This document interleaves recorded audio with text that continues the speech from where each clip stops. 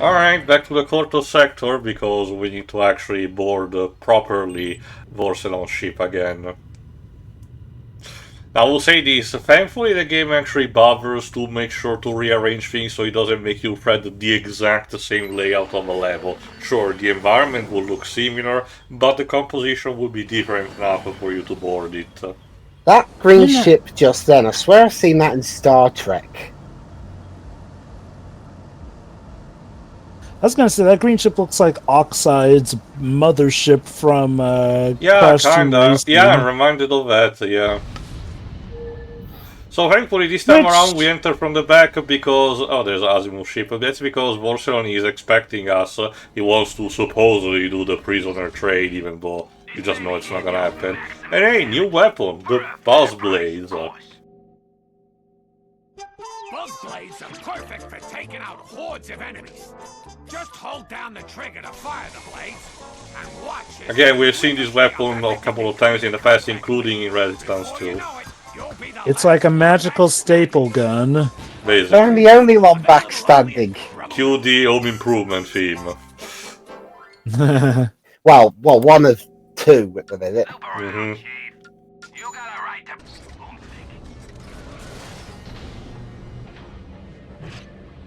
You know, I think there's been something that's been biting me at the back of my head regarding this game, and I think I've realized it.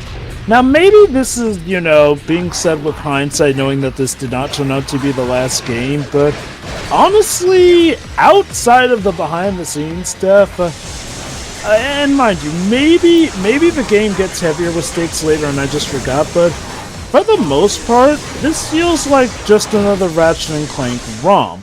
What I mean by that is like, well, honestly, if you never told me, I would not believe that they ever truly set this out to be the last one. Oh, don't get me wrong, they do some stuff that's different, but endgame this is not. Like, okay, direct comparison, I'd say Ratchet & Clank 3 Up Your Arsenal felt more like a finale to things with how much the weight is, but here, it's kind of more or less the same. That's also because the stakes are bigger, but without having to be too personal, because, you know, remember, Nefarious' goal is to, you know, get the full control of the Great Clock and alter time. We will get a more clean motivation, you know, later as a result, but you get you've already got a different definitive idea by knowing about Orbus orientation videos and the fact that, you know, Nefarious manipulated everyone to be where he is right now.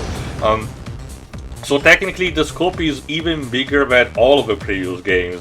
The problem is that because of, you know, the pace probably, and a couple of stuff going on at the same time, like Ratchet's quest in order to find Clank having a bit more priority, you can kind of tell that maybe that is not potentially as pulsing as potentially even Tools of Destruction was, because Tools of Destruction, when you get down to it, was the end of a squabble between two different galactic species that have been going on for, you know, for a very long while. Although it's worth noting that timeline-wise, it's worth a reminder that not as much time has passed. One that's not super attentive might believe that centuries have passed between specific events, but not really. The whole stuff where Tachyon, you know, betrayed the Lombaxes and they were forced to actually escape to another dimension, that might have happened 20 years ago, roughly, because Tachyon remembers that Ratchet was the son of Kaden, who stayed behind, so Ratchet was still very young back then, even if he doesn't have memories, and he's still relatively young by the time of these games, so it requires for him to be not that much old at that point, you know. Same kind of goes for potentially the creation of the Great Clock itself, even if it's not stated. It's strongly implied that it's not too big, you know, big of an event. It's not too far of an event in the past. But again, because there are no super clear dates defined, a player might get the impression that this has been going on for way longer than it is, and just assume that it's the galactic culmination, of a very ancient squabble, when again it's more local, and that's probably why what you said actually happens. 3 was more of a case of not even without pre-planning, having a sort of other different containment being built up. It helped that it was back in the Solana galaxy, obviously. So the stuff that we started in 1 with some familiar location and characters there. While in Bookends, this, yeah. we're still stuck in the Polaris galaxy, which is a more extraneous type of terrain that Ratchet has traversed only the previous game and not in its entirety. We're passing from system to system here about it, Anyway, for the time being, next boss fight against Vorselon. Where is he, Vorselon? Let's see. Now, where did I put him? There's the airlock. There's the torture chamber. The day spa. Tell me what. Defeat me. Oh no, not the day spa. I don't think you know how prisoner exchanges go, my dude. I'm pretty sure this was a setup anyway.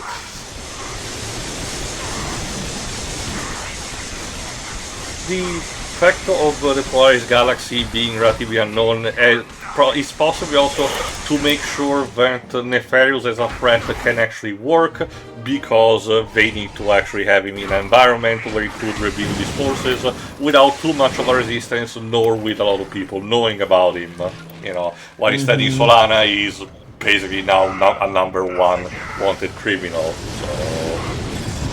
I feel like part of, you actually do raise some good points, and speaking of the clock, I do feel like that's part of also what sets the tone for me. Let me put it like this. The stakes are technically big, possibly the biggest they've been, but it's the tone of the story with how it treats stuff that it feels like, well, just another romp. Shoot, as soon as Ratchet finds out Clank's okay, he more or less just goes along with Clank's plan as is. It doesn't feel like there's a massive rush for him to suddenly get Clank back. It's like, okay, imagine if Avengers Endgame was done with its plot, but done more so with the tone of, say,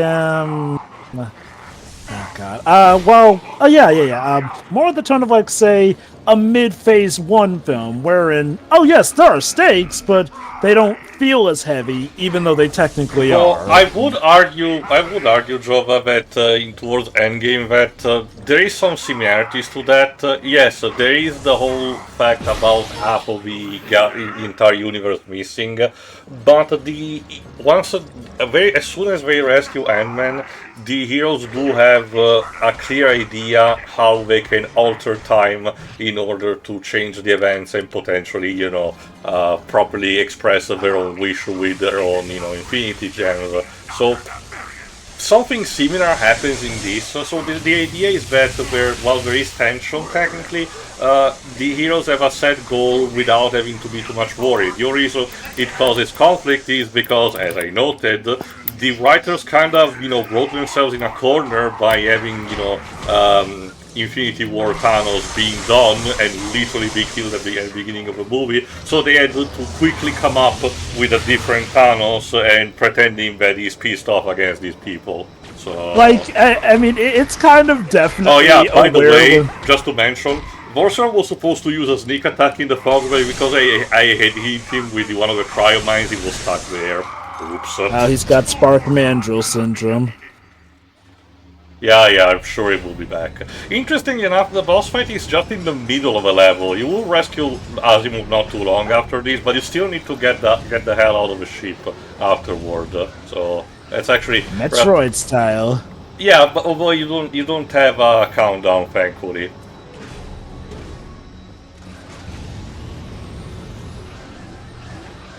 But yeah, no, I do get that comparison in that regard, but again, and mind you, this is not me even saying that the game is bad as a result. It's just like, well, if this had really been the end, it doesn't feel like they're building up to this giant climax. Okay, there's that one little bit where Asimov does suggest, look, if you mess with time too much, there's a chance you and Clank may not get to know each other, but even Ratchet pretty much goes, well, we gotta do what we gotta do pretty quickly. Like, there's like no pause or anything on it. I can also tell the way it might, the way the story technically goes, if they wanted this to be the last major encounter that Ratchet has against Nefarious, it couldn't work that way. You'll be seeing how it actually concludes.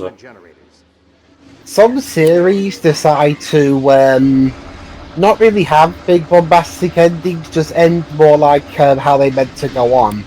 Like examples I can name would be like when the Bill, a police drama, ended here in 2010. They basically they had a big speech about respect and have scenes filmed like the like, okay, well, this is it by viewers, but generally it just left it as a, and the adventure continues. And then there's the Sopranos. Oh god, the Sopranos. Like, I'm tempted to comment on that. Stopped. Yeah, so the running gag with the pendulum is that a meteorite crashed on top of a diner. That's the only explanation.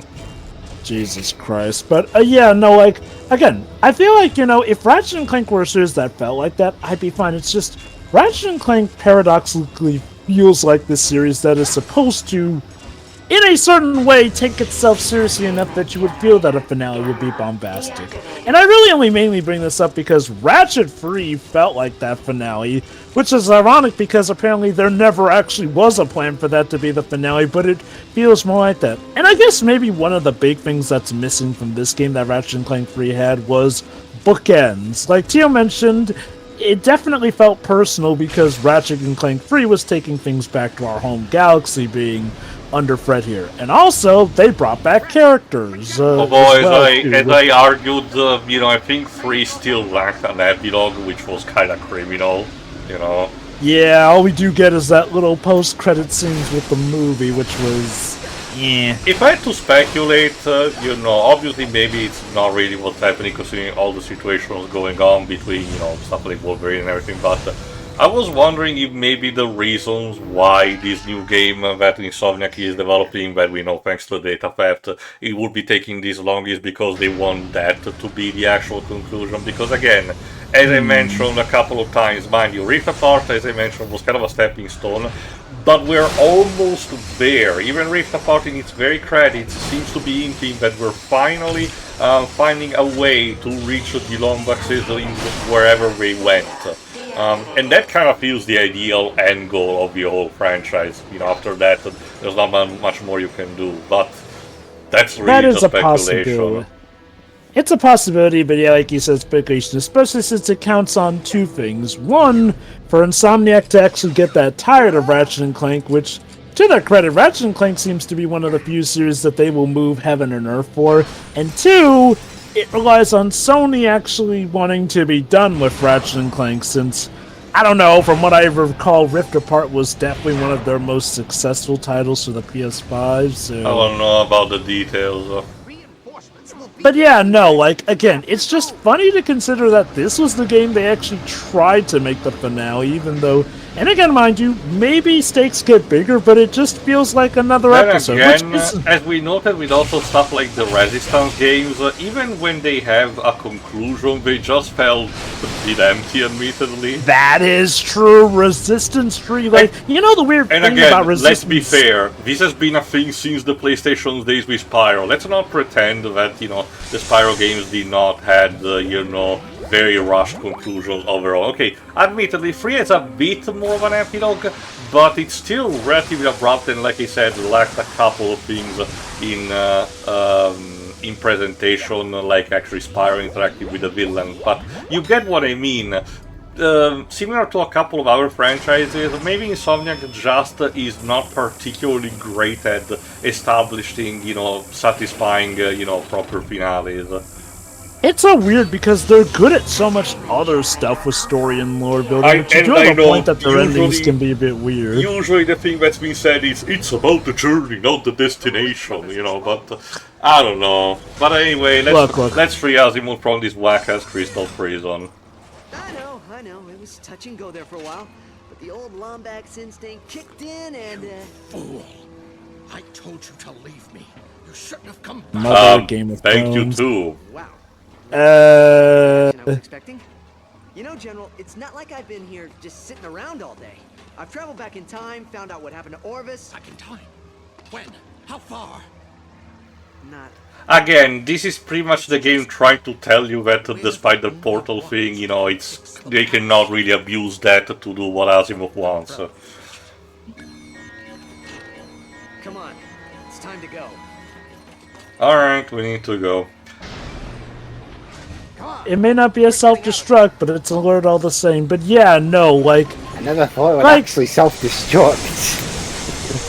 don't get me wrong, I get it. An ending's not always going to be everything, but don't underestimate the importance of, 1, a good opener, and 2, a good closer, essentially, because sometimes the first and final impressions are going to be the impressions that matter the most.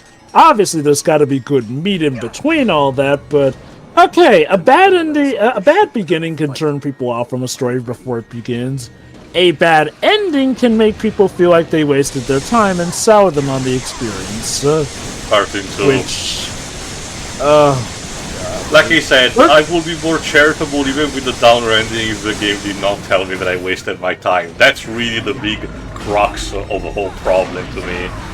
I mean, you know, as not much as just the time As of- much as I despise more Lightning Returns ending for what it represents with the whole, you know, scene with the crystal and, you know, people migrating their souls onto the real world. Don't ask Lives. But at the very least, it tells me I accomplished something. We managed to kill God. There was Like, that's- an actual effective, you know, thing. and like, that's the thing. Didn't you even say that 13.2 was, you know, like, okay, the only reason Lightning Returns was a thing was because 13.2 also failed to sell. Like, can you imagine If something 13.2 failed, why would you make more stuff to it? Recouping cost. Basically, we weren't there when we told. Basically, the So you 13 tried to recoup costs by adding more costs. by basically recycling assets, Lives. That was the mentality back in the early 2010s, basically. Hey. The idea is that the 13 was supposed to sell like 10 million units. You know how Square it is with their expectations of sales. But because it didn't do it, they basically tried to strategize with an idea of, you know, branding, franchising, because it was also part of the whole Fabula Nova Crystallis project, you know. Despite that not working, they try to add a bit of a commitment to that. And this is part of why Final Fantasy XIII was the one new mainline game that Final Fantasy fans got for an entire console generation. Does Because 14 not count? To an extent, because it's an MMO. mainline, Again, I understand the Waves because I'm the first to say that just because it's an MMO doesn't mean it should not be counted, you know, as a mainline title. But let me put it this way, Waves. As a single-player experience, they did not need to support on the long run, but instead just needed to purchase the game and be done. Okay? Not even in terms of gameplay, just on a monetary level. the point is like, basically, 13 was what they got because in Square's brilliant genius mindset, oh yeah, this game that undersold, let's just force it down fans' throats even more to sell more. And it took 2 games to recoup those losses. Then the team was actually relegated to the mobile mines by doing Mobius, and then finally was left out when they needed more manpower for the 7 remake project. And you know the sad thing is, I would say Lightning Returns is the worst, but I will agree with you that that still has a better ending than 13.2. Like, That's what pisses me off. I prefer the gameplay of 13.2 to an extent because it is the one of the first game better refined in all of aspect, but it's compensated by just the bad writing, the art style that I still do not like, and of course the pointlessness of the quest. But alas, what can you do about it?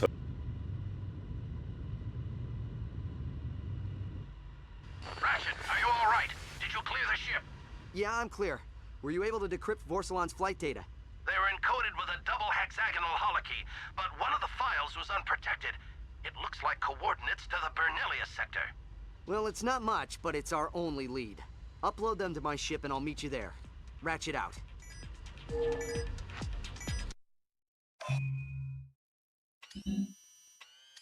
Anyway, tune in for the next part where we jump again to another system, but in the meantime we jump back into the action with the last major section with Clank inside the Great Clock. See ya. All right, see ya. So yeah.